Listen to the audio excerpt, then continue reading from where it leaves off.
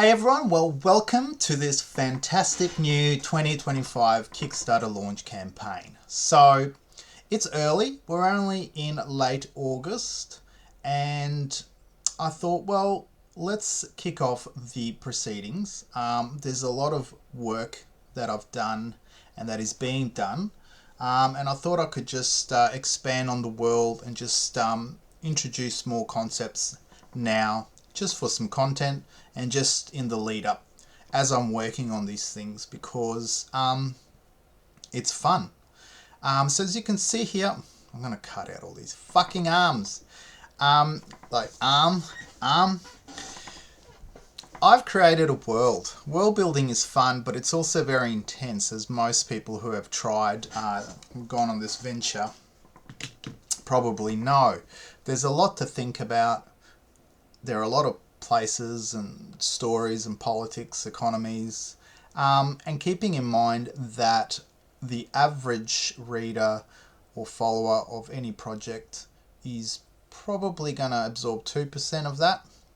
So sometimes it's a lot of work, but it does, with no immediate gain, but it does actually contribute really well to the story, because it adds depth whether people read it or not, because as the creator you know how things are interlocked and whatnot. I'm going to have to put my glasses on because I'm literally blind, and unfortunately it does produce a glare, but really you're not focused on my face. I hope not. Much better, and I can see, and I've got this white glare, which is fine. It's going to be a rambling type of video because I'm not really good at these things, but I'll still have a go. And this may or may not be the final product, but it's pretty close. And, you know, occasionally I'll add a town here or there, but these are the main towns. And I figured it's a landmass roughly the size of Spain. And all the blank areas are there also for the imagination and for players eventually to add towns. So I think that this is a good balance with enough information to allow also the world to grow as it's populated and it's discovered. So got to stop arming. That's because I'm not really sure where to transition to next. I had something in mind. Oh dear. Oh right, yes. So the law, the complexity of law and world buildings and how to present it to an audience. And I'm speaking from absolutely no experience other than my own interpretation of it. I don't really spend too much time studying world building as such. I think part of it, of the fun, is just to dip your toes in and just have a go. So the website is where I want to give the reader the ability to expand on the knowledge, but I wanted to do it in a way that it's really up to the reader to discover the world at their own pace. I didn't want to present the information straight away. And so the way that I went about it, and I'm still doing it, there's a lot of work to be done, is that essentially the reader mines for information. So, and I've tied it to the characters rather than to the places. So I could have gone onto the world and then tied things on to the location. There is general information, but you can see there's no hyperlinks because I didn't really want to overburden the readers here. It's just a snapshot of the regions. But when you get into the cast, as I like to call them, you will then start to see hyperlinks. And the hyperlinks are where you can start to cherry pick information. So if you're reading through Talham in the Veins, which is a trait, it's my source of magic system in the world. Of course, I never use the word magic in my system. It's Exentia. So you'll never find that word in the whole of the text. And so if you look at the Shinraku blade, let's not beat around the bush. It is a katana blade, but it's a straightened katana blade. Yep, that's my modern take of it. So the Shinraku blade opens up, straight katana, and it tells you a little bit about it. It tells you that it was forged at the legendary forge at Karl Marx. And so with the hyperlink, you can now start to travel on the map. Karl Marx is at the foothills of the Icy Maid Mountains, and here's a picture of it. I have to add things like Resentian ore, the Thumb Halari, the Inveri, and Iron Mine. Still haven't added those, so this is what I'm doing and what we'll be doing in the months ahead. It's a slow and tedious process, but I want to make it interesting and really focus on things that are interesting. I could do a lot of information, but I have to be selective as to what information I decide to display. So here again is Talham, which is one of the 5 known Exentia spheres, and it tells you how it's activated through calling. So again, I have to expand on calling because it explains my system of magic in this world. So once again, that's how I've gone about the world building process. I have a really broad sweep of it, and then I understand the dynamics of the world, and then I'll hone in on a certain area, and then I'll start to develop information around that, all interconnected. One of the and also historical events add depth because it forces you to think about the interaction between the states and the cities, and how things developed and what type of things are developing. So to give an example of that, one important event was the First Relic War. So the First Relic War was, it's slightly maybe just a little bit based on World War One. Not really in anything other than the timing. It's about 100 years from the setting, and so that's really all it is. But the similarities is it was a defining moment, obviously, in history, and it really brought to prominence the rise of the modern state and the tensions between states, and certainly the First Relic War was an example of that, and also of an event that seemed trivial, or I guess didn't initially had the idea that it would cause such tension, but as we shall see briefly, it did. So the Relic War was started by the ambitious commissioning of the 7 proximity cubes by Queen Eliath of Ephraim.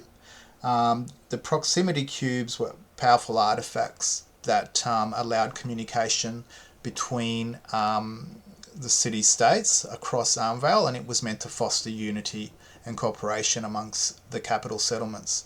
You could teleport goods as well as people, and that was the idea, to foster harmony. However, Ham being Ham, took it as the Western states, basically coming out to get them. And so rather than sitting there and waiting for things to unfold, Ham decided to strike first, and they took down Athalor. And without getting bogged down in too much of the lore right now, Athalor was sacked and reformed, and so there's things like the Vanguard of the Faith, which is the order that rebuilt it. There's Duke Brim, which is a character I'm working on in terms of aesthetics. So that possibly will not be the final picture there.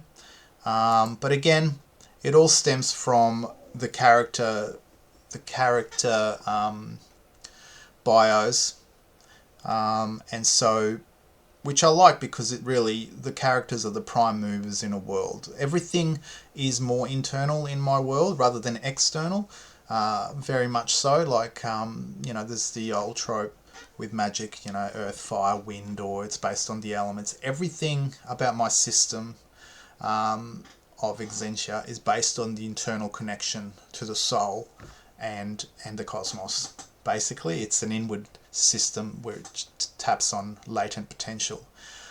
So everything in that sense really comes down to the characters, and then I build outwards from them rather than so much, well, obviously the world is an exterior situation, but I'm always mindful of the dynamics, because there's no point in having, I'm not going to call out other creators, but there's certainly a lot of content in this space, and I see a lot of sprawling maps and wonderful pictures, but I can't find any real substance to it. There's deserts, there's this, so I think it's just someone really just exploring geographical regions, and I'm sure there's some lore, but what I thought in my mind is to keep it very small first initially. I'm hinting at other content, but as the primary continent on Armvale, I wanted to create as much tension between the states and really give each region a flavour, and also the fact that there are alliances. Just briefly on alliances, this is a major sort of axis. It's again, subconsciously, I guess, it's very much Northern Europe, with the Free Barrows really being Switzerland, and then there's a northern axis to Kamut, which is Germany, basically. And even the names and the flavour of the barons is slightly more German affair. But again, that's just, I was born in Switzerland, so I have this this experience in my mind. So when I'm creating things, and I try not to influence too much, but why not? And so there is an allegiance between Kamut and Free Barrows. Free Barrows are basically an alliance of three major cities: Silver Barrow, Stonebridge, and Aspeth. These three here. And they're kind of the rebels. They're very independent, or so they like to think. There's no real outward alliances, but they are de facto rule, well, in cahoots with Kamut, because the barons are basically the ruling power economically. So these guys are on their economies barter, and they live off the land. They're an alpine region, and so their economies are pretty basic compared to the north, which is sort of an industrial haven. So that's one section, and then the Athalor is the west, Lorinth over here, Athalor and Sinvento. They're known as the Divine Trinity, post the First Relic Wars, and they have a lot of history. They unified their currency, and basically they feel, definitely Athalor feels, they are the capital state. But there is a player that disagrees, and it's Ham. Ham is the industrial, agricultural powerhouse. It feeds. It's the food bowl of Anvil. It also has very strong commercial links with Sinvento and Kingshelm, so through port distance. Again, another area that claims to be independent, but is de facto a port of Ham. So Ham is basically the industrial powerhouse, and population-wise, so it gets annoyed and frustrated when Athalor, claims to be the capital and behaves as such. and Sinvento is more the cultural capital, but they do have a dark past because they run the prison islands, which effectively is slavery, and it's a dichotomy of, you know, their pretensions to be a cultural capital, but at the same time engaging in the lowest form of, you know, human rights, I suppose. Obviously, it's a fantasy world. There's politics, but in context of the world, as most fantasy worlds do. And then there's Krinshelm, formerly Kingshelm, but the name was changed to Krinshelm in honor of Kryn, the last king of Kingshelm. And that is mainly a valley.